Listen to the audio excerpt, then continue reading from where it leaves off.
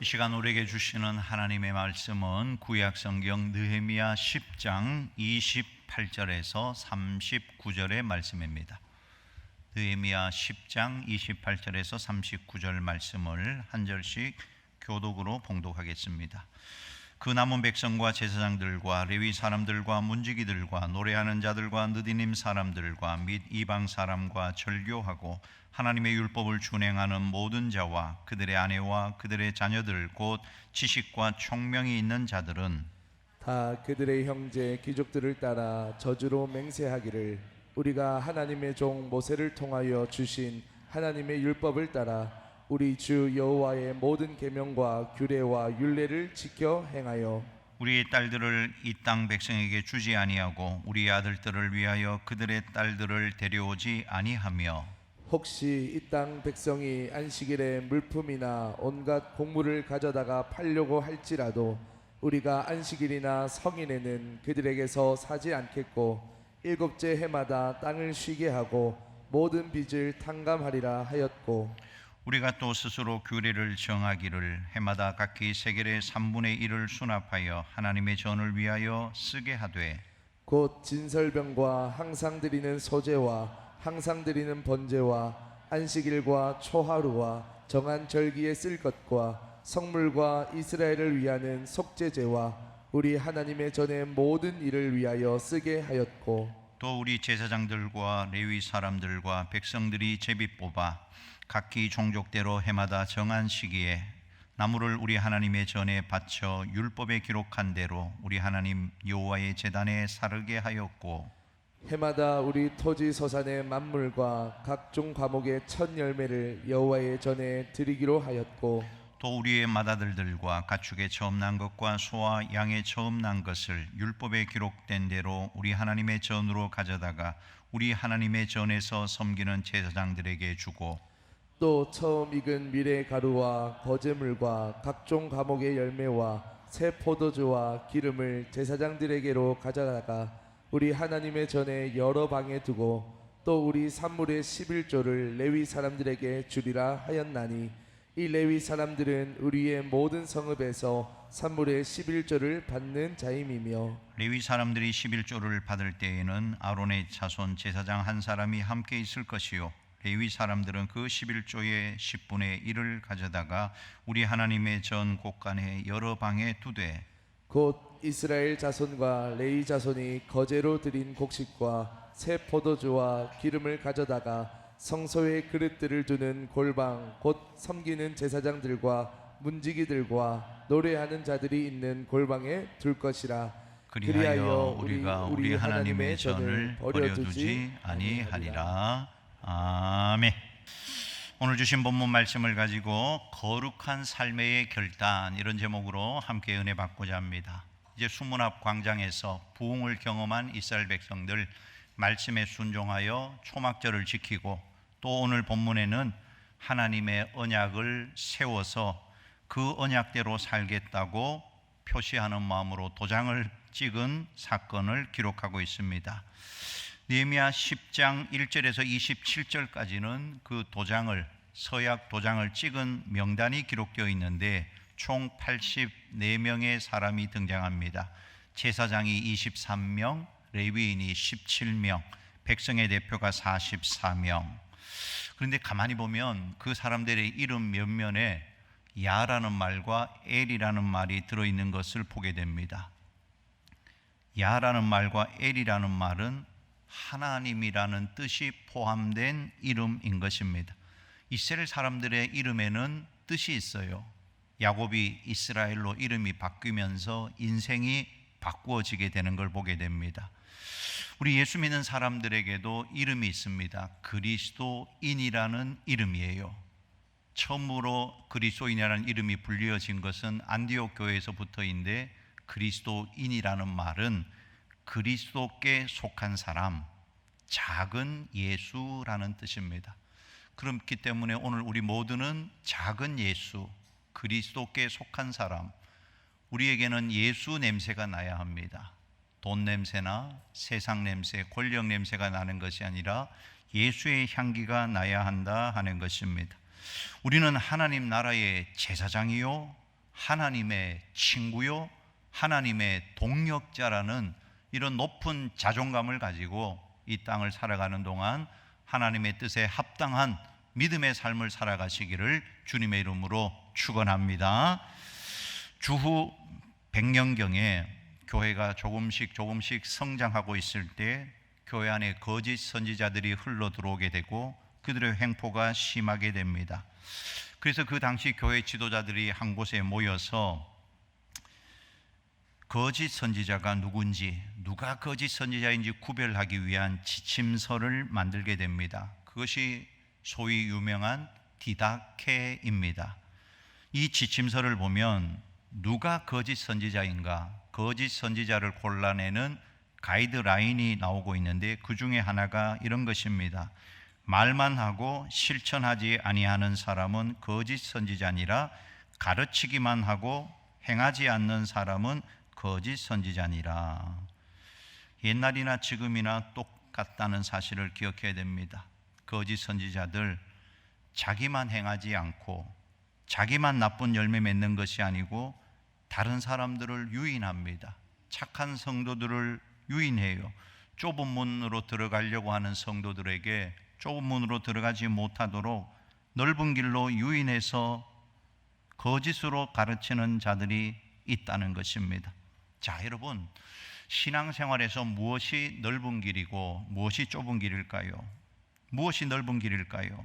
주여 주여 하면서도 제 맘대로 신앙생활하는 것이 넓은 길입니다. 자기가 최고로 옳고 자기 말이 곧 법인 사람, 한마디로 개똥철학자인 것입니다. 무엇이 좁은 길입니까? 순종하고 주님을 따라가기 위해 대가를 지불하고 좁은 길로 들어서는 사람. 그런데 좁은 문 옆에 서서 그 길로 들어가려고 하는 사람들을 유혹해내어서 그들의 김을 빼고 오염시켜서 넓은 길로 가게 하는 거짓 선지자들. 예수님 분명히 이렇게 말씀하셨어요. 나더러 주여 주여 하는 자가 구원받는 것이 아니다.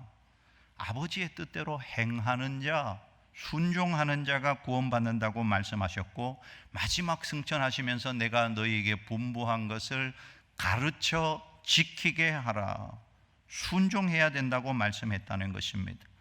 그런데도 이 순종하는 것을, 말씀을 적용하는 것을 우습게 여기고 이런 말씀에다가 물을 타는 사람들이 있다는 것이에요. 외국의 많은 분들이 한국에 와서 감탄하는 것들이 많습니다. 한국 교회의 성장한 모습들을 보면서 감탄합니다. 그런데 나쁘끄러운 비판도 있다는 걸 기억하셔야 됩니다. 우리나라에 왔던 유명한 강해 설교자 중에 데니스 레인이라는 분이 계시는데, 이분이 10년 정도를 한국을 왔다 갔다 하면서 강해 설교도 가르치고 한국 교회에 많은 영향을 끼쳤던 분입니다. 그분이 내린 결론이 이것입니다. 한국 교회의 장점이 두 가지가 있다. 뜨거운 기도와 헌신이다. 그것은 내가 인정해 준다. 그러나 말씀을 실제 생활에 적용하면서 순종하는 것은 너무나 비어 있다. 얼마나 나쁘끄러운 이야기냐는 것입니다. 바꾸어 말하면 순종이 빠져 있는, 말씀에 대한 순종은 없는데 신앙에 대한 열심은 또 있다는 것이에요. 여러분, 순종이 빠져 있는 신앙생활 하나님이 받으실까 하는 것입니다.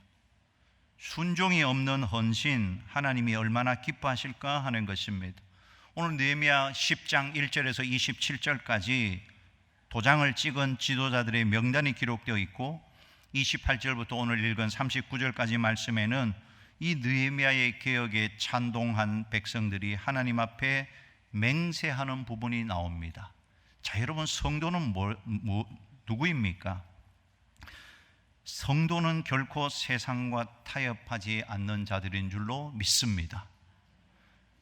아예 세상에서는 불편하게 살기로 결정한 사람들입니다. 오늘 우리들도 하나님 앞에 서약해야 합니다. 하나님의 언약을 세우고 그 언약대로 살겠습니다. 도장을 찍는 날이 되어야 한다 하는 것입니다. 이제 말잔치만 하는 과거의 삶을 청산하고 작은 것 하나라도 열매 맺는 우리 교회와 우리 온 성도들 될 수 있기를 주님의 이름으로 축원합니다. 여러분, 회개라는 것이 감정만이 아니라는 걸 아셔야 돼요. 슬픔이나 후회의 감정, 양심의 가책을 받았다고 회개한 것이 아니란 말입니다. 슬퍼하거나 후회한다고 해서 그 자체가 회개가 되는 게 아니라는 거예요. 나이를 먹었기 때문에 후회할 수도 있고 사업이 잘 안 되어서 슬퍼할 수도 있어요. 회개에는 구체적인 행동의 변화, 결단이 있어야 한다 하는 것입니다. 자, 이스라엘 백성들 겉으로는 모든 걸 다 했습니다. 성벽도 재건했지요. 예배도 드리고 초막절도 다시 지내기 시작하고 회개도 했고, 그런데 마지막 한 가지가 남아 있었던 것입니다. 그것이 바로 거룩한 삶의 결단입니다. 그것을 위해서 오늘 백성들이 모여서 다시 언약을 세우고 도장을 찍는 사건이 오늘 본문에 있어요. 자, 오늘도 우리는 이 말씀 앞에 서서 오늘 하나님의 말씀에 순종하며 말씀 묵상하고 큐티하고 적용하며 살겠노라고 도장을 찍는, 서약하는 오늘 거룩한 이 시간 될 수 있기를 주님의 이름으로 축원합니다. 자, 그러면 이스라엘 백성들이 하나님 앞에 맹세를 했는데 오늘 본문에 세 가지 중요한 맹세를 하게 됩니다. 첫 번째, 이방 사람과 결혼하지 않을 것을 결단합니다. 자, 여러분, 믿음이 회복되어야 될 첫 번째 영역이 결혼이라는 것입니다. 30절 같이 읽어보십시다. 우리의 딸들을 이 땅 백성에게 주지 아니하고 우리의 아들들을 위하여 그들의 딸들을 데려오지 아니하며, 첫째로 그들이 결의한 것이 자녀들에게 이방 결혼시키지 않겠다는 것입니다. 말씀을 지키겠다는 거예요. 믿음을 지키겠다는 것입니다. 무엇보다 결혼에는 영적인 의미가 숨어 있다는 사실을 아셔야 합니다. 인간의 모든 행복과 불행이 결혼에서 시작이 되는 것이에요. 그래서 결혼의 제일 중요한 조건은 돈도 아니고 권력도 아니고 그 가정의 믿음입니다. 우리 청년들, 앞으로 우리 자녀들 결혼해야 할 텐데 제일 먼저 신앙을 볼 수 있기를 간절히 바랍니다. 이것이 아주 중요합니다. 믿음이 먼저여야 한다는 거예요. 결혼의 첫 번째 조건은 돈도 아니고 재산도 아니고 지위도 아니고 신앙입니다. 하나님을 믿는 신앙이 결혼의 우선순위가 되어야 하는 거예요. 결코 외모나 학벌이나 재산이 되어서는 안 된다는 것입니다. 고린도후서 6장 16, 14절 같이 읽어보십시다. 너희는 믿지 않는 자와 멍에를 함께 매지 말라. 의와 불법이 어찌 함께하며 빛과 어둠이 어찌 사귀며. 삼손이 이방 여인과 결혼했다가 인생이 불행하게 죽은 것 우리는 다 알고 있습니다. 솔로몬같이 지혜로운 왕이 이방 여인과 결혼하고 나니까 타락하고 말아요.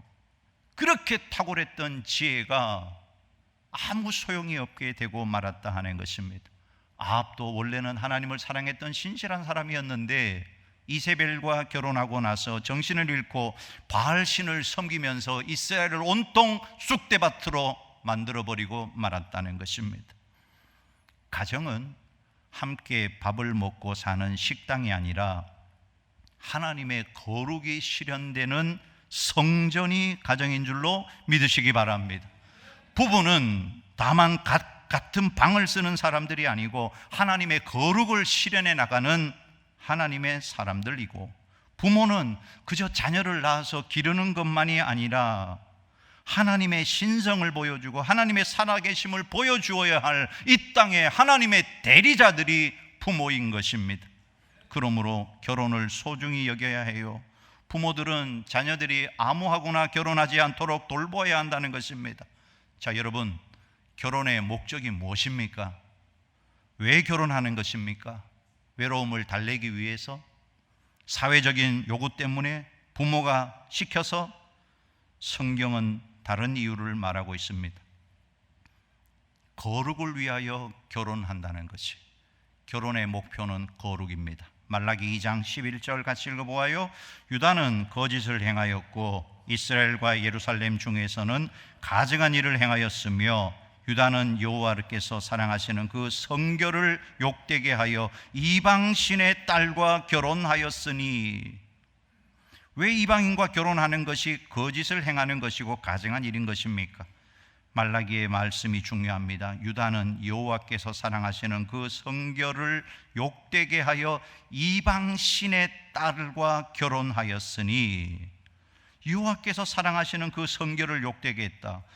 결혼의 목적이 하나님의 성결에 이르는 관문, 히브리어로 결혼이라는 히브리어 단어가 기두신, 이 말은 카도시라는 거룩과 성결이라는 말과 동일한 어원입니다. 결혼이 뭐냐? 거룩이라는 거예요. 결혼의 목적은 거룩해지기 위해서, 성결하기 위해서, 구별되게 살아가기 위해서, 하나님을 더 영화롭게 하기 위해서 결혼하는 것이다 하는 것입니다. 그런데 이방인과 결혼하는 게 하나님의 거룩을 이루지 못하는 이유가 뭘까요? 이방인 자신이 거룩하지 않기 때문이 아니라 그가 믿고 있는 신앙, 그가 섬기고 있는 신이 거룩하지 않아요. 하나님 앞에 구별된 것이 아니란 말입니다. 말라기의 말씀에 주목해 보셔야 돼요. 이방신의 딸과 결혼했다. 이방인과 결혼했다고 말하지 않았어요. 이방신의 딸과 결혼했다. 문제는 그가 가지고 있는 신앙입니다. 그가 믿고 있는 신입니다. 결혼은 영적인 결합이라는 걸 아셔야 합니다. 특히 결혼을 앞둔 청년들은 혼전에 순결해야 합니다. 하나님의 뜻이에요. 부모들은 자녀들이 아무하고나 결혼하지 않도록 적극적으로 돌보아야 해요. 이게 인생의 가장 중요한 문제입니다. 제 아무리 믿음 좋은 사람도 결혼을 잘못하면 평생 한숨 속에 살아가요. 불신자와 결혼할 수 있는 유일한 방법은 결혼 전에 그를 예수 믿게 하고 예수의 제자가 되게 하는 것입니다. 이미 결혼한 후라면 이혼하지 말고 거룩하게 선교의 사명을 감당하고 살아가야 해요. 그 가정에 하나님이 보내신 선교사로 알고 힘들지만 기도하며 승리해야 하는 것입니다. 그리고 우리 청년들, 청년 시기에, 오늘 여기 청년들이 많이 없지만 부모님들이 듣고 그렇게 가르쳐 주세요. 청년 시절에 너무 연애로 시간을 낭비하지 마시기 바랍니다. 아멘 안 할 줄 알았어요. 제가 25년 전에 이곳에서 부목사로 청소년 사역할 때 아이들한테 했던 말이 있습니다. 절대로 25살 전에는 연애하지 말아라. 하나님이 다 예배해 주시니까 더 좋은 사람 주실 거니까 25까지는 연애하지 말아라. 목사님 30 넘어가도 배우자를 못 구하면 어떻게 해요? 걱정하지 말아라. 이삭이 40살에 결혼했다. 40까지 기다리면 반드시 하나님이 주실 거다. 얼마 전에 그 제자 중에 하나가 40에 결혼했죠. 이름은 안 밝힐게요. 결혼했어요. 청년의 시기는 사명을 알고 사명에 집중하는 시기가 되어야 합니다. 30에 남자친구, 여자친구 없어도 하나님은 반드시 예비하실 거예요. 남자친구, 여자친구가 있는 사람들은 어떻게 해야 저 사람의 마음을 얻을까? 그것만 연구합니다. 기도도 이렇게 기도해요. 하나님, 그 여자랑 그 남자랑 헤어지지 않게 해주세요. 잘 되게 해주세요.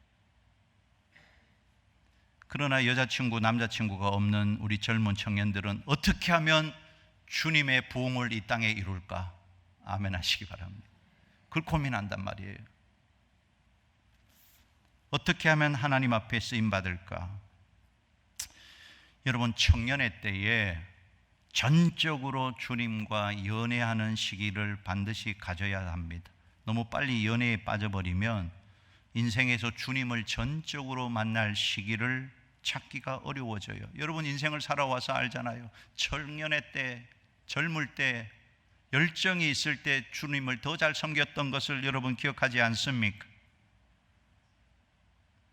남자 팔짱 끼고 여자 팔짱 끼고 다니는 사람 부러워하지 말고 성경책 끼고 예배하러 가는 사람 부러워하시기 바랍니다. 청년의 때는 예수님께 미쳐야 합니다. 주님이 주신 사명에 미쳐 봐야 하는 것입니다. 남들처럼 놀 것 다 놀고 연애할 것 다 하고 언제 사명을 이루겠냐는 것입니다. 하나님의 때가 되면 다 허락해 주십니다. 그리고 결혼의 문제는 부모님이 허락해 주실 때까지 기다릴 줄 알아야 한다 하는 것입니다. 오늘 서약한 사람들을 보면 결혼할 당사자들이 아니고 그들의 부모였다는 사실을 주목하셔야 합니다. 결혼 문제만큼은 부모의 관여가 있어야 한다는 것입니다. 둘만 사랑한다고 도망치지 말고 하나님의 사람들은 기다릴 줄 알아야 해요. 언제까지? 부모님이 허락하시는 그때가 하나님의 때라는 사실을 깨달으셔야 합니다. 오늘 각 가정의 결혼이 주 안에서 더욱 복되기를 주님의 이름으로 축원합니다. 자, 두 번째, 안식일을 철저히 지킬 것을 결단합니다. 31절 같이 읽어볼까요?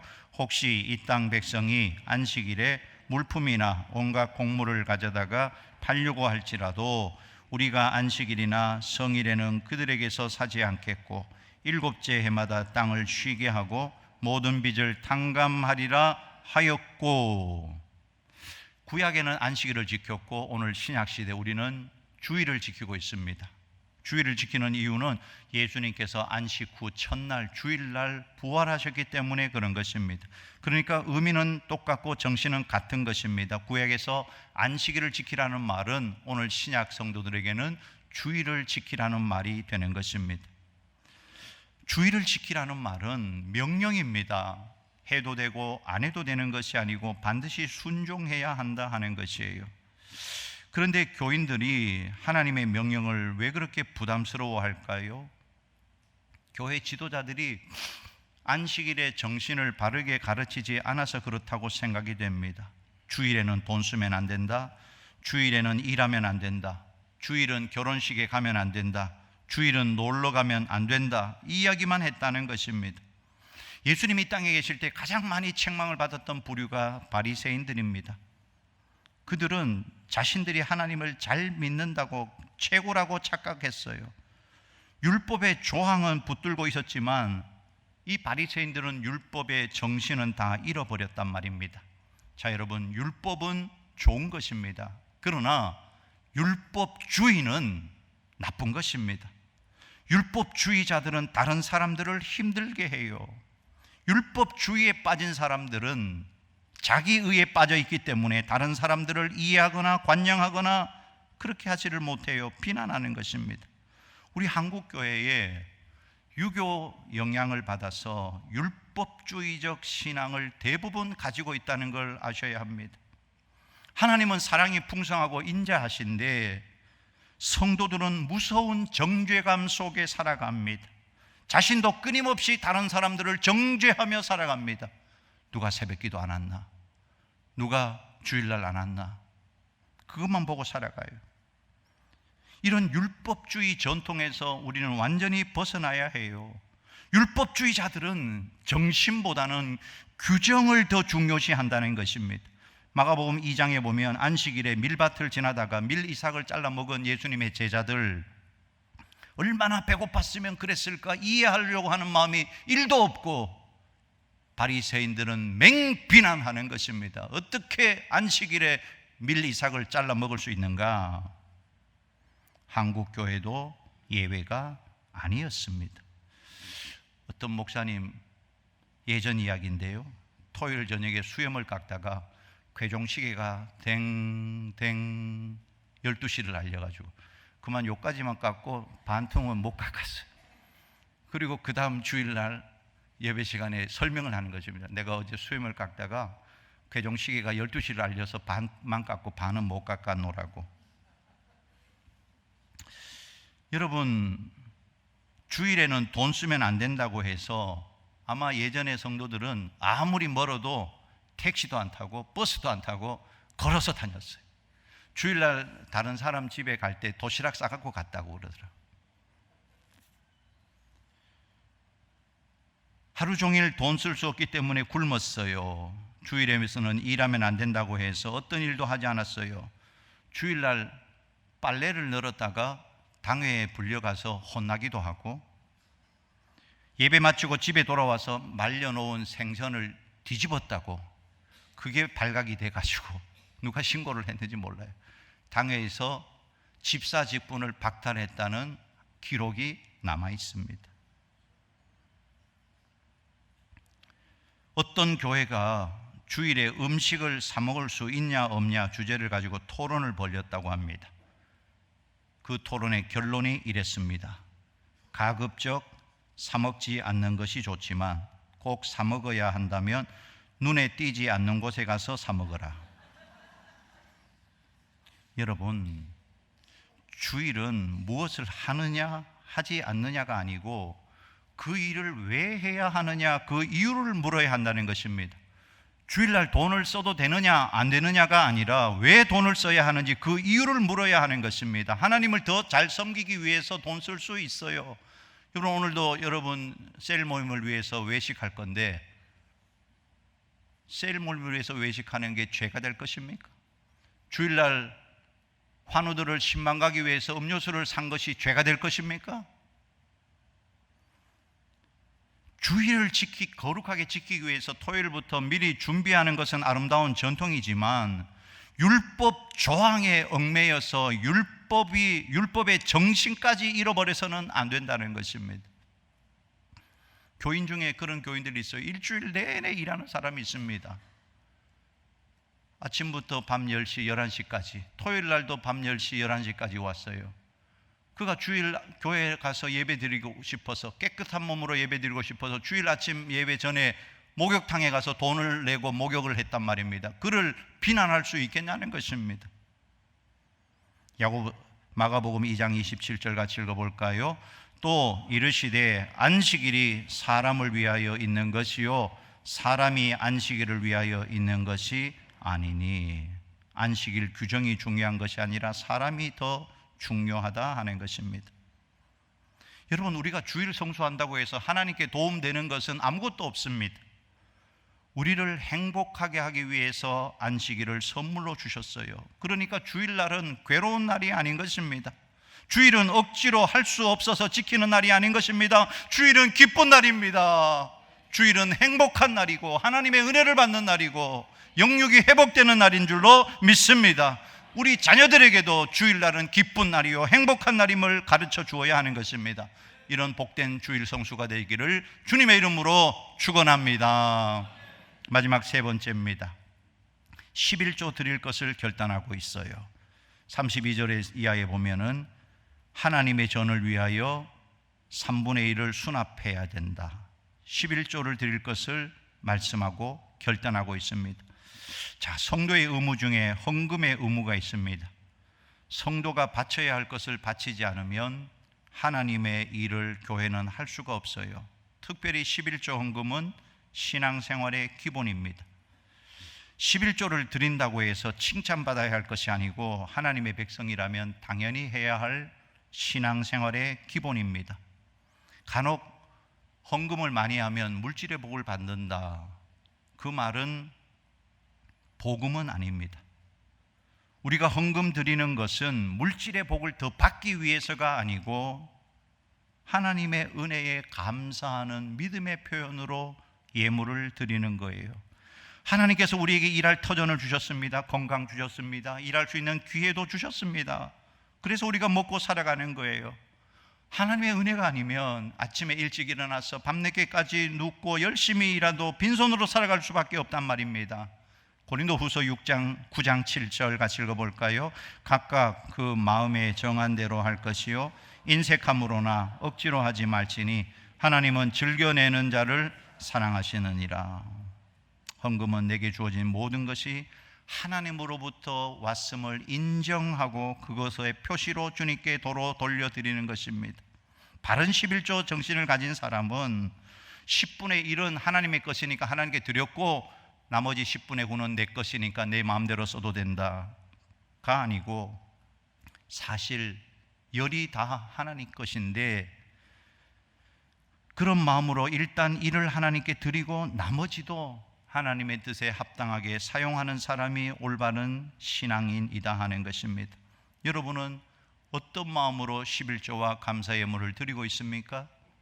정말로 하나님을 사랑하고 이웃을 사랑하는 마음으로 헌금 생활에 충실하고 있냐는 것입니다. 김수웅 장로님이 쓴 소금장로 김수웅이라는 책이 있어요. 이분이 한국기독실업인회 회장인데 이 책에 한 번은 11조 헌금을 다른 급한 일이 있어서 써버렸다고 합니다. 그랬더니 큰 소매치기를 만나서 그것보다 더 많은 돈을 잃어버리고 말았다는 거예요. 그때부터 정신을 차리고 11조 헌금통을 따로 만들어서 절대로 11조에는 손을 대지 않았다고 합니다. 이번 셀 신방을 하면서 1분 간증을 했는데 우리 많은 권사님들이 이 11조에 관한 간증을 하셨어요. 지난주에도 어떤 분이 그런 간증을 하셨어요. 11조를 빼먹었더니 그 돈을 잊어버렸다는 거예요. 여러분, 하나님의 것을 내 마음대로 사용하는 것은 성경에서 도둑이라고 했어요. 11조는 하나님의 것입니다. 자, 여러분, 오늘 말씀 오해를 하거나 또 왜 11조 설교를 해서 지금까지 잘해오던 설교를 망치는가 이렇게 마음 먹지 마시고, 좀 섭섭하게 들릴지 모르지만 아무리 어려워도 11조 헌금은 해야 합니다. 아멘 하시기 바랍니다. 이것이 복받는 길이에요. 여러분, 우리가 일생을 살아가면서 내게 있는 것은 다 하나님의 것입니다. 그러므로 시간의 11조를 하나님께 드리시기 바랍니다. 우리의 시간을 하나님께 드려야 해요.